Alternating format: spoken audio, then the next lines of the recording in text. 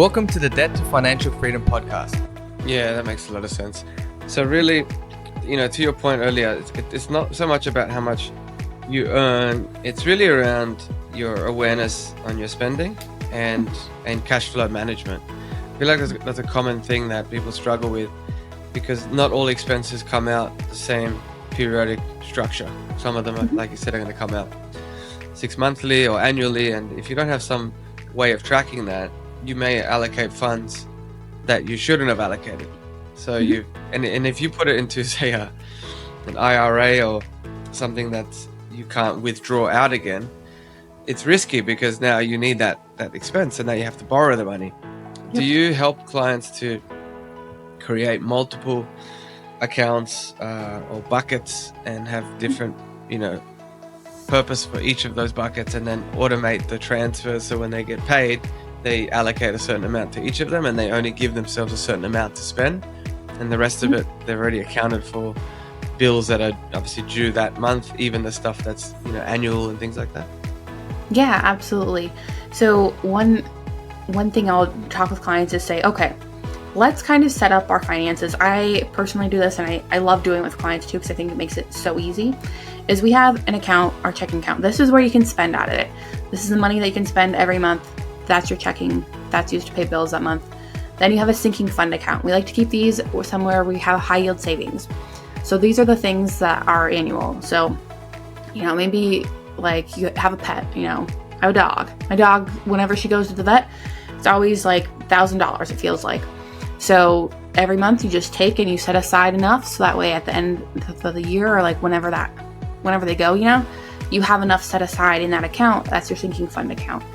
And we have those different annual things. Car insurance can be something that hits annually or every 6 months. Every month we set aside whatever that annual number is, divide by 12.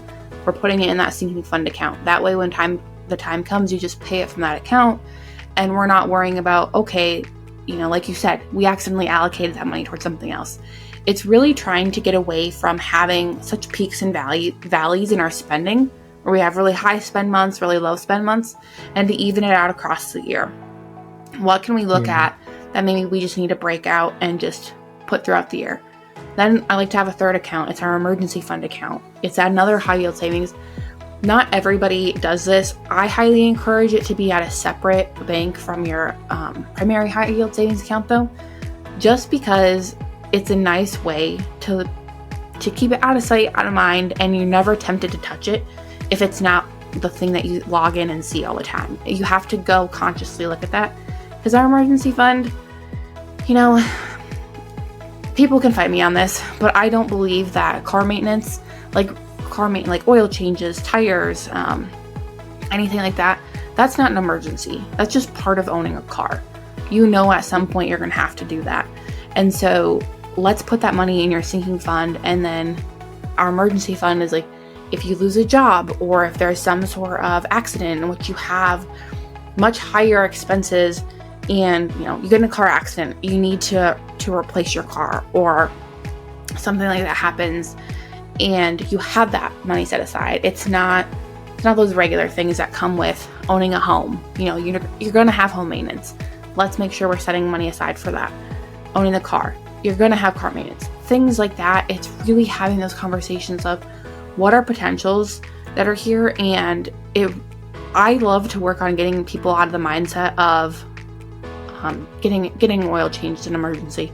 Getting an oil change on your car is not an emergency, and people can fight me on that to the end of time, but it's just part of owning a car. Any of those regular things, I really like working on breaking the habit with clients of, we're not using our emergency fund for that. We're going to plan that and make sure we're setting some money aside every month for that, so we can just cover those expenses.